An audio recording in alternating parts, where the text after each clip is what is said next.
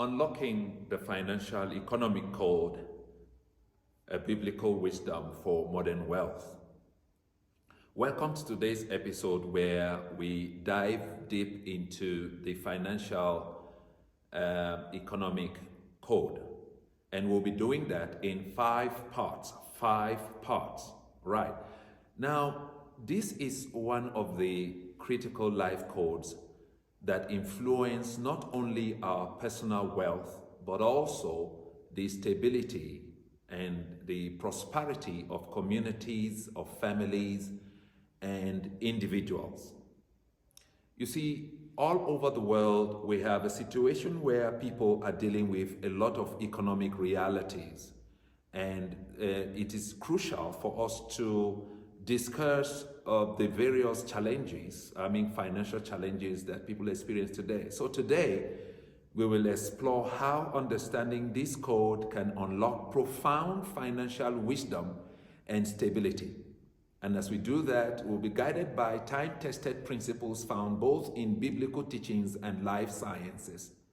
And we've got a lot to unpack today. So please stay tuned, hit the notification bell, and we want you to be part of this journey. Part number 1, the foundation of financial wisdom. The foundation of financial wisdom. We start with the story of Joseph in Egypt. A prime example of economic foresight. We find that text in Genesis chapter 41. Now, Joseph was appointed by Pharaoh to manage the land's resources. We know the story. How Joseph came to Egypt was quite another story altogether. Now, he was appointed to manage the resources of Egypt. Now, Joseph's strategic planning during 7 years of abundance to prepare for 7 years of famine showcases the essence of economic planning and sustainability. You see, we will not always work forever. We've got, say, 65. You retire at about 65, if you don't mind. I'll talk about that some more at the end. Now, this narrative not only highlights the importance of savings and preparedness, but also it shows the impact of wise economic policies on a nation, on a family, on an individual's purse, or a nation's survival, if you don't mind. All right, so that's part number 1. Let's go to part number 2.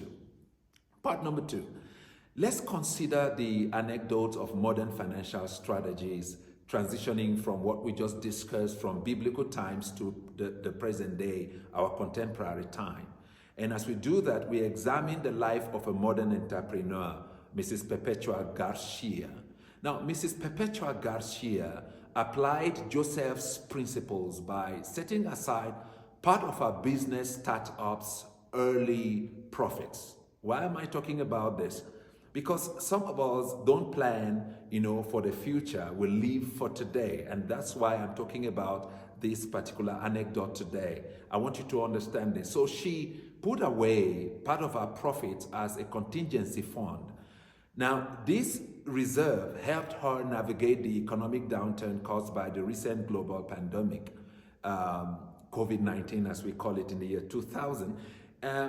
What she did illustrates the timeless relevance of biblical economic wisdom in providing stability during volatile times. Like we all experience, I had my fair share of experience, like a lot of people will tell you, they went through a lot during that time. All right, so quickly, part number 3, the ripple effect of economic decisions. Let us explore how individuals, financial decisions can influence broader economic outcomes, both in their lives and in the lives of their loved ones. You see, sometimes we fall short on our promises to our loved one, not because we don't want to, but because there are certain realities, financial realities, if you don't mind, that we just are not prepared for. For example, the concept of tithing, why am I talking about this? But let me just talk about it anyway. The concept of tithing and charitable giving, as discussed in Malachi chapter 3, verse number 10, supports not only religious mandates, but also it stimulates economic activity by redistributing resources to those in need. Thereby, it enhances community welfare and economic health. You see, if you are blessed and the people around you are not blessed, you are not blessed. Right. I'm going to talk about this some more just as we close. Part number 4. Practical steps to implementing financial wisdom. What are they? What are those practical steps in implementing financial wisdom? In this show, we want to offer our viewers, our subscribers, practical steps to integrate this ancient wisdom into their daily financial decisions. Am I perfect in dealing with my finances? No, I would rather say my wife is a better financial planner than I am. And that is why issue of compatibility, if you go to our next episode, you will see we dealt with that.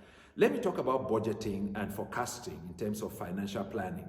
You see, just as Joseph did, he planned for the future uncertainties by saving a portion of his income. We can also do the same, right?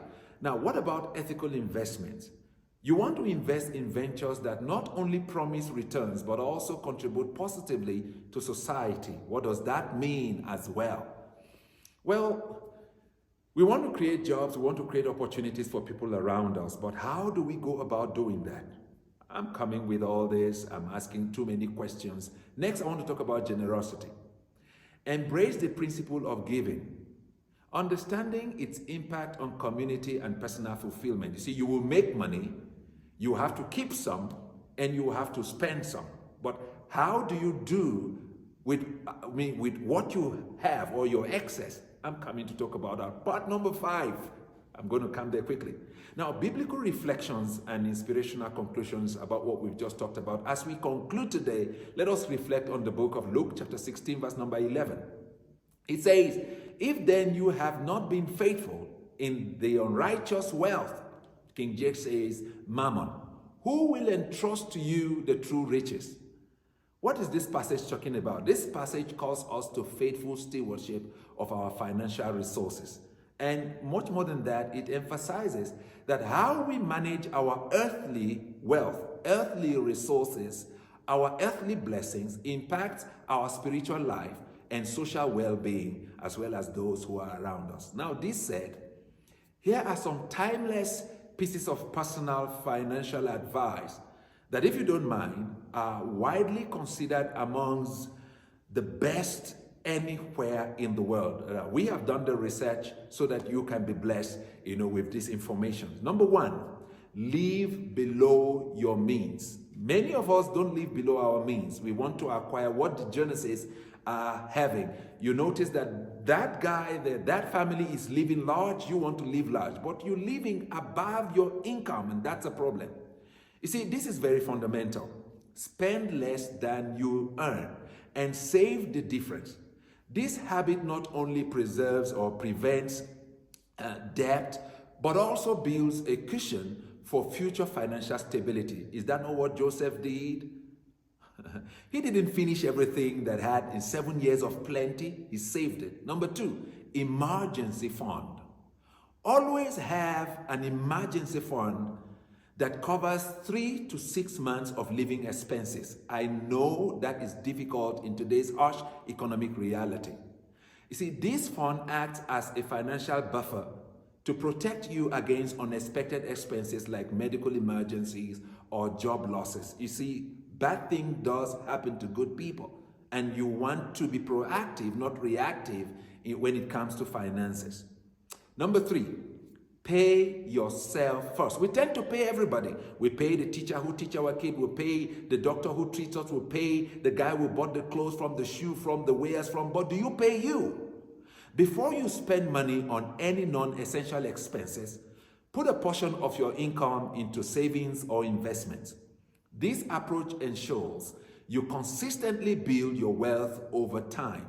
Pay yourself. Don't pay everybody. You pay everybody. You even pay God, but you don't pay yourself. So if you've given a tithe, a 10%, how many percent do you give yourself? It's very crucial. Point number 4, avoid high interest debt.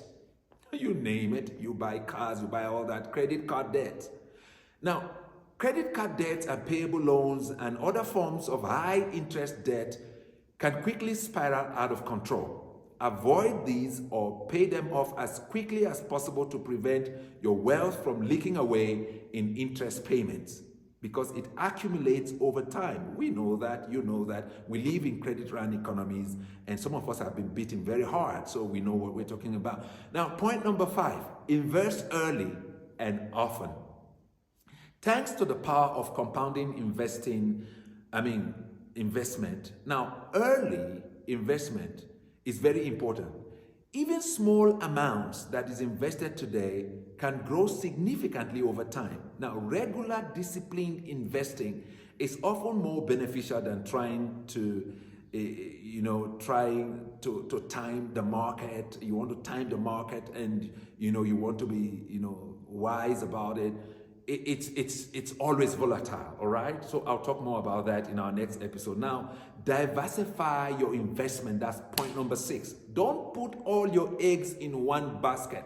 That's an old advice, isn't it? Diversifying your investment across different assets or asset classes can reduce risk and smooth out returns over time.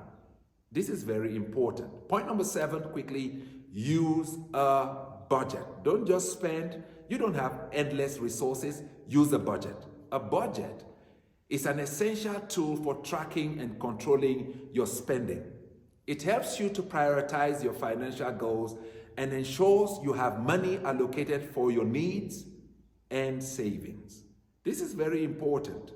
You see, some of us just spend as soon as there is money. We want to buy. My kids do that. Once, they're out and there is money, they just want to buy. Give them an allowance, they want to buy anything in the world. Number 8, set financial goals. Clear, specific financial goals give you something to aim for and help you stay on track with your financial plan.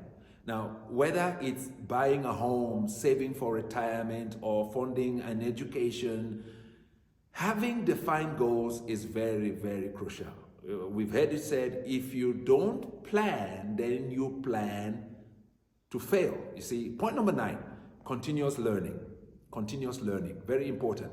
Stay educated on financial matters, whether through books, whether through podcasts, whether through episodes like this on AfroFusion Biz News Plus, whether it's through articles. Continuous learning helps you make informed decisions and stay aware of financial opportunities and risks. Oprah Winfrey is quoted as saying, "I've never met a wise erudite or wise man who does not read, or a wise person who does not read."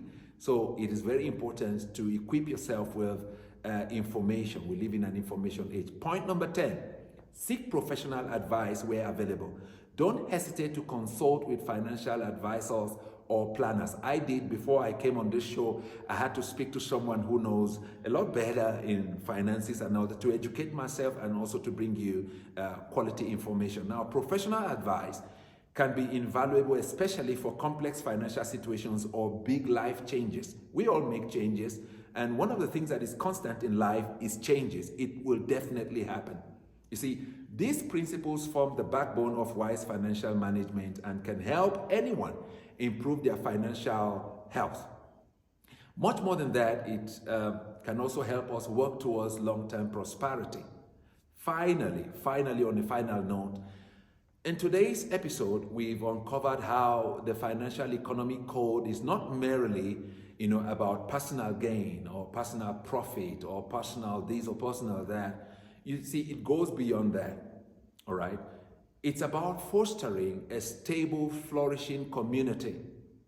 If you are wealthy and you are financially, stable, and your neighbor or your friends are not, it's going to impact you one way or another. You see, by applying these principles, the biblical principles we talk about, and the life sciences we also spoke about, to our economic decisions, we can achieve not only financial stability, but also a richer, more fulfilling life. Join us next time as we continue to decode the secrets to wealth, the secrets to health, and the secrets to happiness. Until then, keep striving, keep believing, and build your wealth wisely. Thank you. Thank you very much for joining us today and for watching. Don't forget to subscribe and to hit the notification bell for more insights and more strategies to transform your life. Share this episode with a friend, with someone, with family who might find it beneficial, and helpful. You see, somebody might benefit from these timeless financial wisdom we have shared on today's episode. Once again, I am Armstrong Adakole Oguche, coming to you live from Johannesburg. See you in the next episode. I've got something very important to share with you. Thank you very much, and God bless.